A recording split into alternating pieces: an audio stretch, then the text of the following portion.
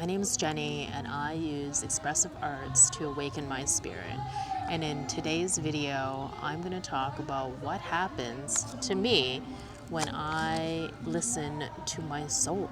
I have found myself utilizing expressive arts, like going to music festivals, making flower crowns, dressing up, to just listen to my soul, to be a little bit more in touch with who I am, my divine self, and just have fun and be curious like a kid. First thing that I notice whenever I listen to my soul, it brings me to the place of where I am now and where I'm going to be. So it puts me in this liminal space.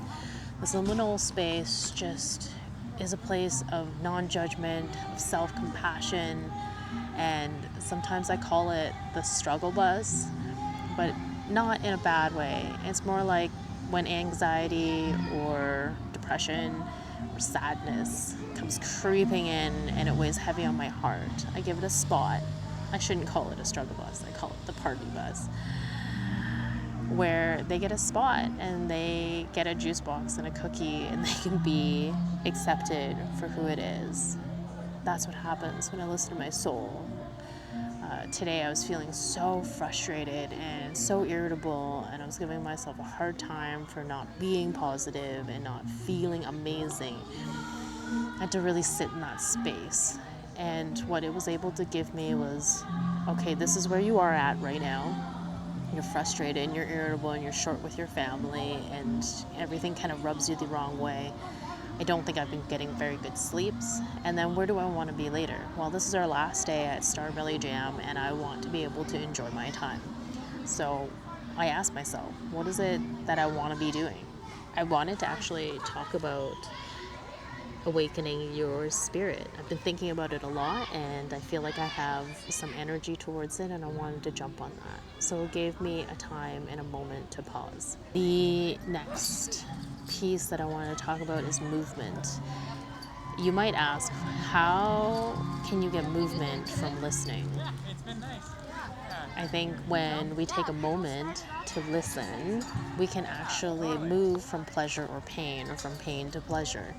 Again, taking that moment, for me, I have just recently quit smoking about 6 months ago, and it causes me extraordinary amounts of uncomfortableness, but there's pleasure in the idea that I don't need to smoke anymore, that I'm trying really hard to shift my energy and listen to my soul. My soul says you don't need it. My soul says I can save money, that it's gonna be my health that is priority, and that aligns. The pain would be like, I am not taking care of myself. I am seeking indulgence. It costs me money and it costs me my health, which does not align. So sitting in those quick moments, it really lets me listen to my soul and ensure that I'm on the right path. If any of this resonates with you, feel free to drop a comment or hit subscribe. I am building up this beautiful energy to share more and more tips and tricks of how I was able to awaken my spirit in the last 7 years to live a more creative, confident, and an inspired life.